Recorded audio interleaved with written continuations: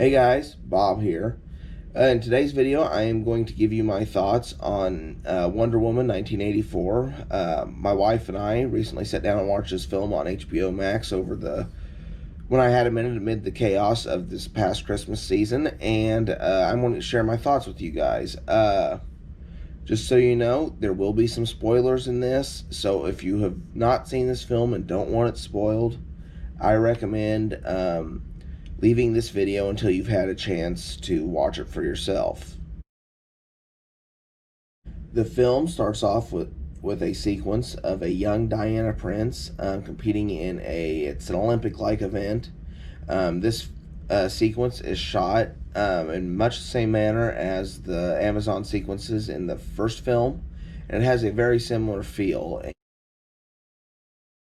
Immediately after the Amazon sequence, there are these guys trying to steal some artifacts from a illegal artifact trading ring, and Diana comes and pretty apprehends them at a mall. It's a fun little sequence and starts the movie off right. And by this point in the movie, I'm really enjoying it. It seems to be going very well. In the next sequence, we're introduced to another character. Her name's Barbara. She is played by Kristen Wiig. Her and Diana are going through some of the artifacts that were stolen or attempted to be stolen in the earlier sequence, and they come across this object with some Latin writing on it that basically says that if you're touching the stone and you can one of your wishes will be granted, and this is later revealed to be the Dreamstone. At this point, Diana unknowingly uses her one wish for Steve Trevor, who's the Chris Pine character from the first one, to come back. Well, while he doesn't physically come back, his soul comes back and inhabits another man's body.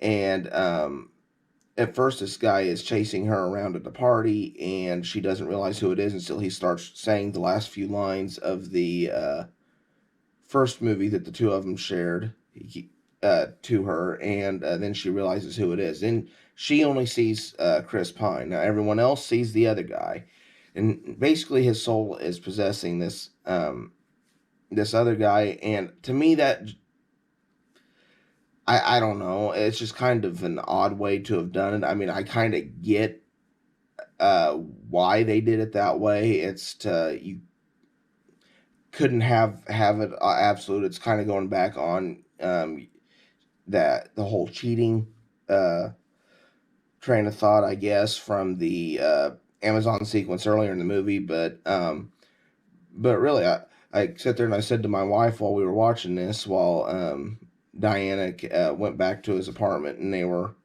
smooching and everything, and like, well, I hope he doesn't have a wife or a girlfriend or a family that's going to come in and catch them. It was just kind of awkwardly handled, I guess, is the way I want to put it. But it definitely wasn't what I had figured going into the movie.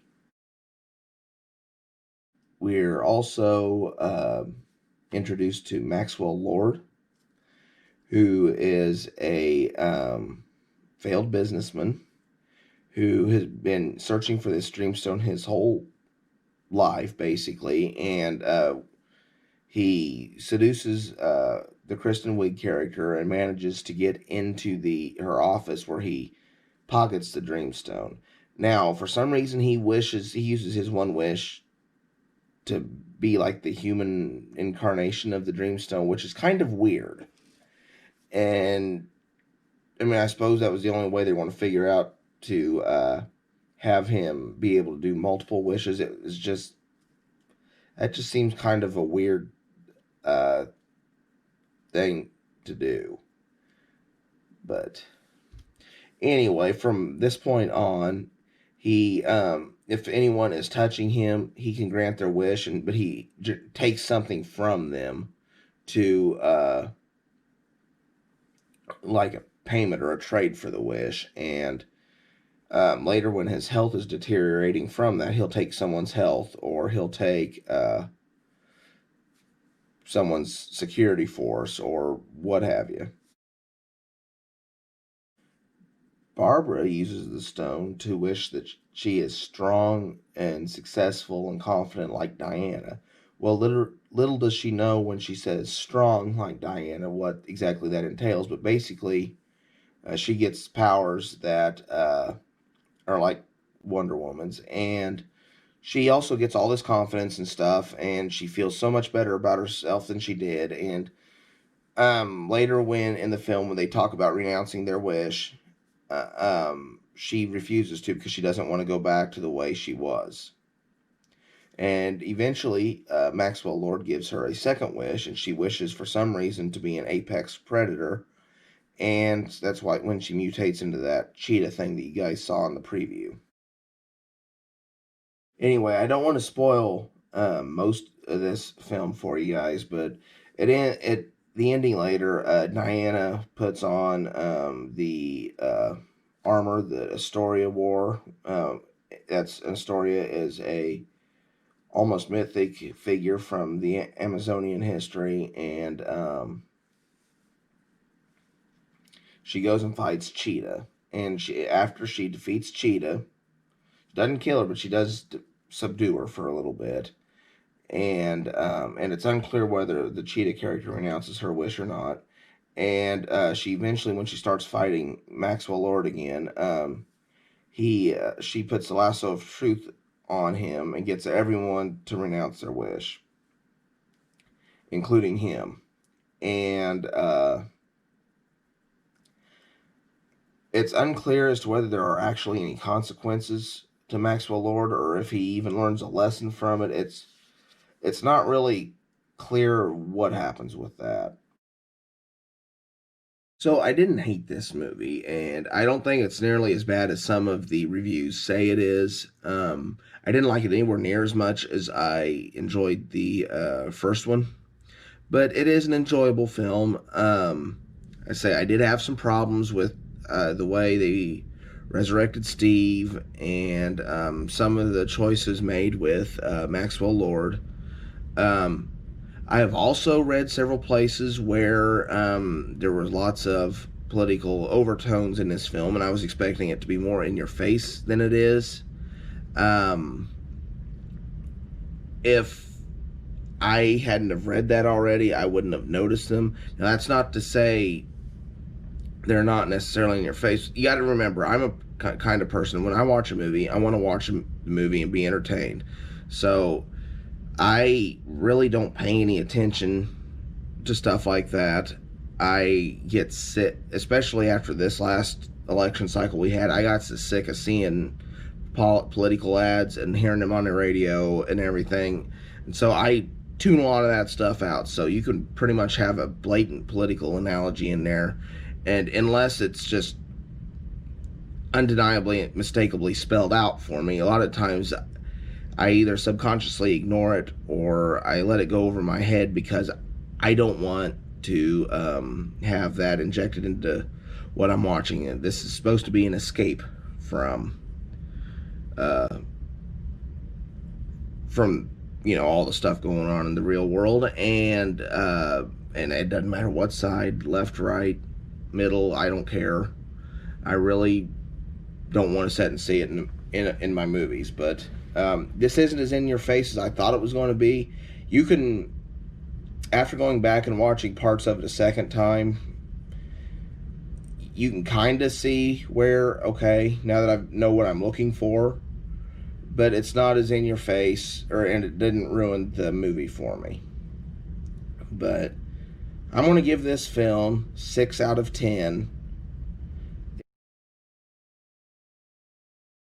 As far as the box office goes for this film, well, I am filming this really early in the morning on January 4th, Central Standard Time in the United States. And according to Box Office Mojo, as of January 3rd, it has grossed an estimated $28.5 million in the U.S. and $90 million worldwide, or international, for a worldwide total of $118.5 million. I know that's nowhere near where Warner Brothers wants it, but fact of the matter is, I don't know for a while anyway that you're going to get any movies to gross any amount. And the HBO Max, for the people that don't want to go to the cinema, if you've watched my earlier videos, you know I've gone to the cinema. I've tried to support them. But the HBO Max is a way to reach people that wouldn't otherwise have the opportunity to see the movie. So Warner Brothers, while I suppose you could look at it as they are hurting their own box office numbers to put it out there on HBO Max, they are at least giving people an outlet to see the movie. I just hope that the movie theaters in general can survive this, because in my opinion, there is no better way to watch a movie for the first time other than in the cinema, and especially if it's a movie like Wonder Woman 84 or a Star Wars or a Marvel or any other DC movie. You want to see it on one of the premier screens. My local one is a B&B theater and has what's called a grand screen, and it's 4 stories tall and 70-some feet wide.